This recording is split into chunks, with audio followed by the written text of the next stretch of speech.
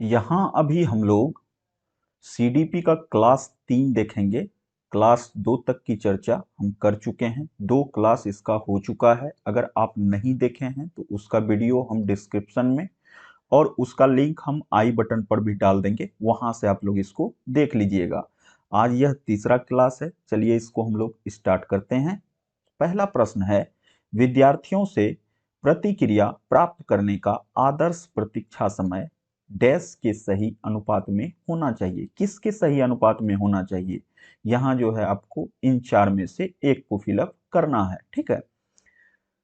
अब देखिए, पहला है, पिछले पाठों से प्रश्नों का उत्तर देने के लिए विद्यार्थियों द्वारा लिया गया समय।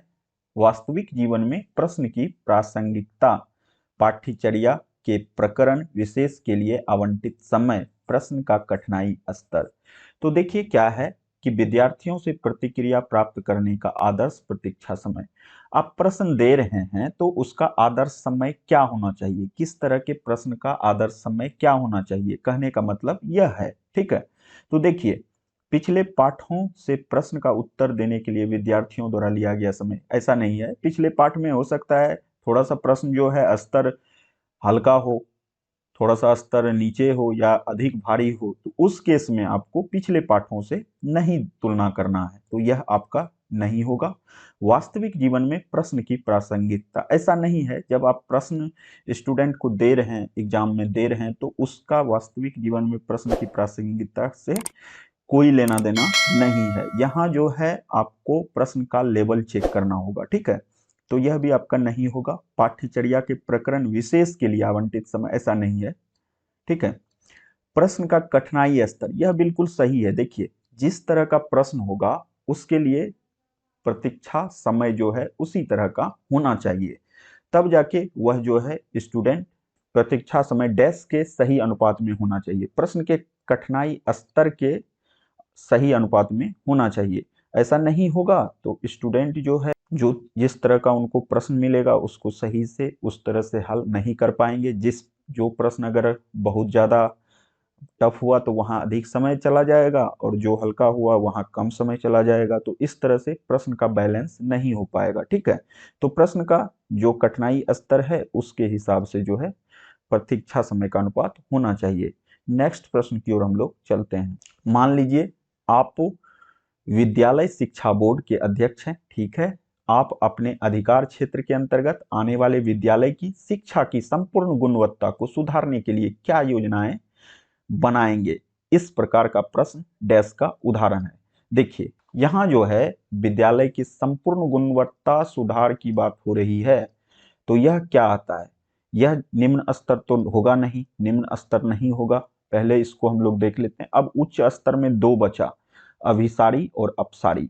तो आपका यह अपसारी जो है यह बिल्कुल सही है। इसके तहत ही यही जो है इस प्रकार का प्रश्न जो है उच्च स्तरीय अपसारी प्रश्न का एक उदाहरण है, ठीक है। इस तरह का जो होगा यहाँ व्यापक चर्चाएं होती है, इसमें संपूर्ण गुणवत्ता की चर्चा होती है, ठीक है। तो इसका उदाहरण जो है उच्च स्तरीय अपसारी है। यहाँ हर एक तरह का चर्चा होती है जिससे कि विद्यालय को मतलब कि कार्य क्षेत्र में अच्छा मौका मिले और वो विद्यालय जो है आगे बढ़े। सीखने, आकलन, आकलन और अनुदेशन के बीच डैश के दृढ़ीकरण द्वारा सीखने को प्रभावित करता है। अब आपको यहाँ जो है क्या सटीक रूप से जाएगा, तो यह आपको चूज करना है। तो देखिए, सीखने का पहला है का, और यहाँ दूसरा में है अंतर। तो देखिए यह फिट हो रहा है। सीखने का आकलन सीखने का नहीं होगा। जब भी होगा सीखना जो होता है, सीखना के साथ के लिए का प्रयोग करना चाहिए, क्योंकि सीखने के लिए आकलन जो है यह स्टूडेंट के लिए होता है और इसको पॉजिटिव वे में लिया जाता है। तो का वाला यहाँ दो है, इसको हम लोग पहले ही हटा देंगे। के लिए यहाँ बचता है दो, ठीक है, दो बचता है। अब देखते हैं के लिए, यहाँ देते हैं एक बार के लिए, तो यह आपका तो के लिए यहाँ सही हो गया। अब देखिए, सीखने के लिए आकलन, आकलन और अनुदेशन के बीच अंतर के दृढ़ीकरण द्वारा सीखने को प्रभावित करता है। अंतर नहीं होगा, इस दोनों के आकलन और अनुदेशन के बीच अंतर नहीं होगा, इसके बीच संबंध की बात हो रही है। दोनों के बीच जो संबंध होगा उससे जो है सीखने को प्रभावित करता है। ठीक है, तो 3 के साथ आप लोग जाएंगे, यह बिल्कुल सही होगा। नेक्स्ट प्रश्न हम लोग देख लेते हैं। आंतरिक रूप से अभिप्रेरित विद्यार्थी का बाह्य रूप से अभिप्रेरित विद्यार्थी की तुलना में अभिप्रेरण प्रेरणा स्तर कम रहता है। देखिए यहाँ तुलना की बात हो रही है, तो दोनों में आंतरिक रूप से अभिप्रेरित विद्यार्थी जो हैं, इसका तुलना जो है बाह्य रूप से इस तरह से नहीं करना है कि कम होता है या अधिक होता है, ऐसा नहीं है। ठीक है, तो यह आपका नहीं होगा। और रेस्ट जो है इसका 3 ऑप्शन देख लेते हैं हम लोग। दूसरा ऑप्शन है के लिए औपचारिक शिक्षा की आवश्यकता नहीं है। देखिए इसके लिए औपचारिक शिक्षा की आवश्यकता नहीं है, ऐसा नहीं है, शिक्षा की तो आवश्यकता होगी ही। के लिए पुरस्कार की बिल्कुल भी आवश्यकता नहीं है, ऐसा नहीं होगा, बिल्कुल भी आवश्यकता नहीं है। यह जो है बिल्कुल भी शब्द जो है आवश्यकता नहीं है, और पुरस्कार की बात हो रही है तो यहाँ नेगेटिव सेंस में इसका यूज हो रहा है। ठीक है, तो यह आपका यह भी नहीं होगा, तो 3 लास्ट नहीं हुआ, तो बचा एक 4। इसको हम लोग डायरेक्ट टिक करते हैं, वैसे पढ़ लेते हैं। के लिए बाह्य पुरस्कार उसकी अभिप्रेरणा को बनाए रखने के लिए पर्याप्त नहीं है।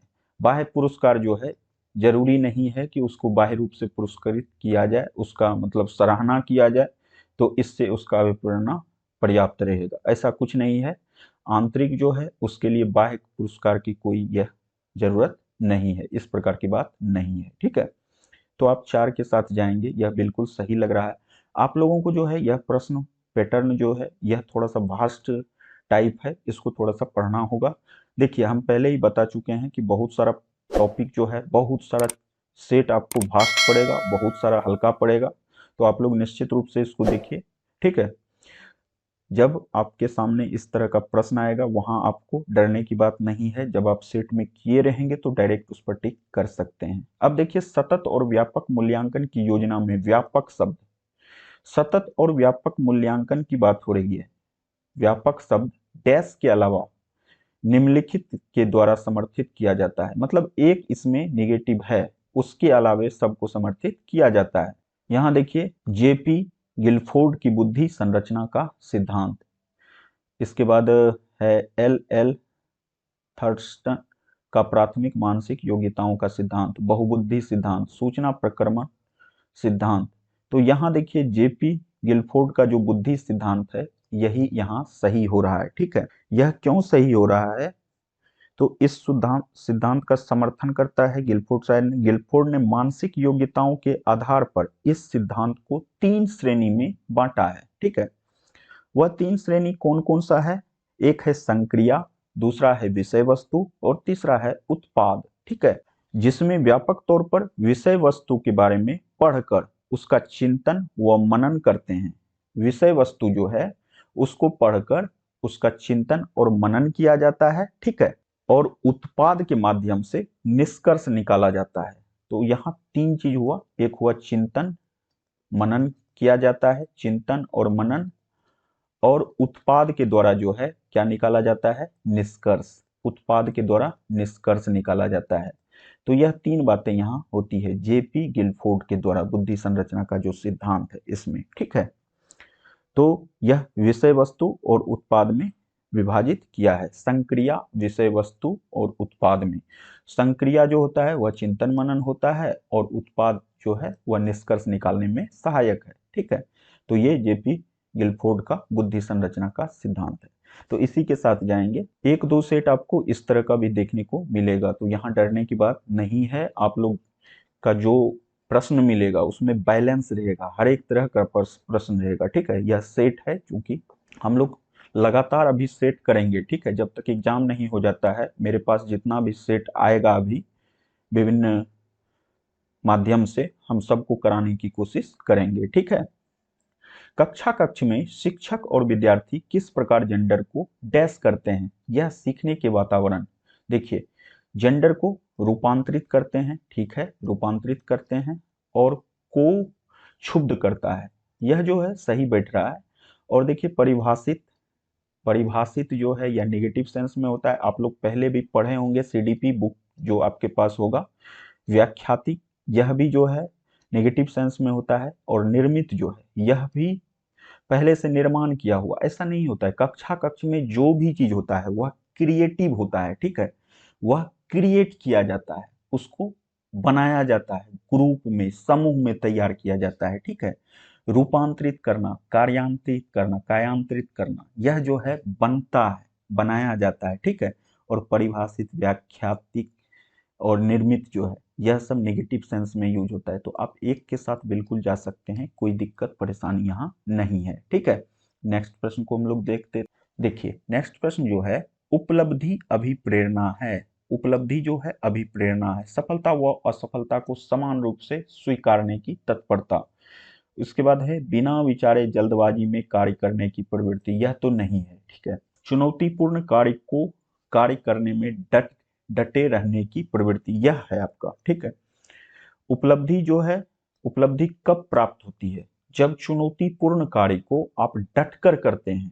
कोई बहुत बड़ी चुनौती वाली वर्क है, चुनौती वाला वर्क है, उसको आप डटकर करते हैं, उसमें सफलता मिलती है, तब आपको उपलब्धि अभिप्रेरणा प्राप्त होती है, ठीक है। और सफलता से बचने की प्रवृत्ति, यह तो है नहीं, ठीक है। तो यह बिल्कुल सही है, तीसरा नंबर, इसके साथ आप जाएंगे, ठीक है। चलिए नेक्स्ट प्रश्न की ओर चलते हैं। विज्ञान के प्रयोगों में सामान्यतः लड़के उपकरणों का नियंत्रण अपने हाथ में लेते हैं। लड़के, देखिए लड़के की बात हो रही, उपकरण का नियंत्रण अपने हाथ में लेते हैं, और लड़कियां से आंकड़ों का रिकॉर्ड, लड़कियों से आंकड़ों का रिकॉर्ड करने अथवा बर्तन को धोने के लिए कहते हैं। यह प्रवृत्ति क्या दिखाती है? देखिए यहाँ तो स्पष्ट है, यह जेंडर प्रवृत्ति है, ठीक है, रूढ़िवादी पद्धता है। देखिए कहाँ है रूढ़िवादी पद्धता, पहले में आ गया, तो इसके साथ हम लोग जाएंगे और देख लेते हैं। लड़के उपकरण को ज्यादा कुशलता से संभाल सकते हैं, ऐसा नहीं है, लड़कियां भी कर सकती हैं, तो यह नहीं होगा, ठीक है। लड़कियां नाजुक होने के कारण, ऐसा कोई रीजन नहीं है। अभी लड़कियां चांद पर जा रही हैं, चांद का जो वर्क है अभी आप देखे ही हैं, उसमें बहुत सारी लड़कियां थी, उनका एक टीम था, वो काम कर रही थी, तो वो नाजुक वाली बात जो है अब जमाने गुजर चुका है, ठीक है। लड़कियां बेहतरीन अवलोकन करता होती हैं और बिना किसी गलती के, देखिए यह हो गया बिना किसी गलती के, ऐसा नहीं है बिना किसी गलती के, गलती तो होगा ही जब काम करेंगे कोई भी। और आंकड़े का रिकॉर्ड, ऐसा नहीं है, लड़कियां और लड़के दोनों रख सकते हैं, तो यहाँ भी जेंडर वाली बात हो जाती, यह आपका जो है नहीं होगा, यह बिल्कुल निगेटिव सेंस में यूज हो रहा है। सिर्फ लड़कियां नहीं कर सकती हैं ऐसा, लड़के भी कर सकते हैं। तो यहाँ रूढ़िवादिता की बात हो रही है, भूमिका विद्यालय में भी होगी। एक नंबर पर आप टिक करेंगे, बिल्कुल सही होगा, कहीं कोई दिक्कत परेशानी नहीं है, ठीक है। नेक्स्ट प्रश्न देखिए, सीबीएसई द्वारा प्रस्तावित समूह परियोजना गतिविधि डैश का एक सशक्त साधन है। किसका सशक्त साधन है? सीबीएसई द्वारा प्रस्तावित समूह परियोजना गतिविधि रोजमर्रा के शिक्षण से होने वाले तनाव को दूर करने के लिए, ऐसा नहीं है। अनेकता में एकता की संकल्पना का प्रचार करने में, ऐसा भी नहीं है। सामाजिक भागीदारिता को सुगम बनाने के लिए, यह सही है। शिक्षकों के भार हल्का करने के लिए, यह भी नहीं है। आप तीन के साथ जाएंगे। देखिए कुछ प्रश्न जो है आपको पढ़ते हुए भी समझ में आ जाएगा, थोड़ा सा पढ़ने का भी हैबिट बनाना होगा, लगातार सेट प्रैक्टिस करेंगे तो हम लोग को पढ़ने का भी हैबिट हो जाएगा, और सही जो आंसर होगा उसको भी हम लोग टिक कर पाएंगे, ठीक है। चलिए नेक्स्ट प्रश्न की ओर चलते हैं। रेवन का प्रोग्रेसिव मैट्रिसीज परीक्षण डैश परीक्षण का उदाहरण है। रेवन का प्रोग्रेसिव मैट्रिसीज परीक्षण किस किस तरह के परीक्षण का उदाहरण है? असमूह बुद्धि लब्धांक, व्यक्तित्व, मौखिक और बुद्धि लब्धांक, और चौथा है संस्कृति मुक्त और बुद्धि लब्धांक। देखिए यह संस्कृति मुक्त बुद्धि लब्धांक है, ठीक है। तो आप चार के साथ जाएंगे, यह सिर्फ व्यक्तिक नहीं है, मौखिक या बुद्धि लब्धांक नहीं है, यह संस्कृति मुक्त और बुद्धि लब्धांक है, ठीक है। तो इसके साथ आप जाएंगे, चार नंबर जो है बिल्कुल सही है। अब नेक्स्ट प्रश्न, आज का लास्ट प्रश्न है, क्योंकि यह थोड़ा सा टफ टॉपिक है, यह सेट जो है थोड़ा सा अलग तरह का है, तो इसको हम कम कम प्रश्न लेके आगे बढ़ रहे हैं, ठीक है। जो थोड़ा सा रहेगा नॉर्मल टाइप का, उसमें जो है हम लगातार स्पीड से जाएंगे, ठीक है। निम्नलिखित में से कौन सा सिद्धांत पाठ योजना में शामिल नहीं है? अब देखिए सिद्धांत पाठ जो है योजना में शामिल नहीं है, कौन सा योजना में शामिल नहीं है? योजना की दृढ़ता, शिक्षार्थियों का ज्ञान, देखिए यह शामिल है। शिक्षार्थियों की उद्देश्यों की स्पष्टता, उद्देश्य स्पष्ट होना चाहिए, यह भी शामिल है। शिक्षण का ज्ञान, यह भी ठीक है।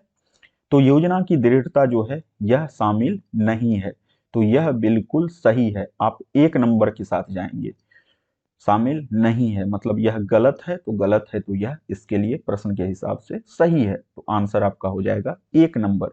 तो 1 नंबर के साथ जाएंगे। कल जो है हम इसका 12 नंबर प्रश्न से स्टार्ट करेंगे, ठीक है।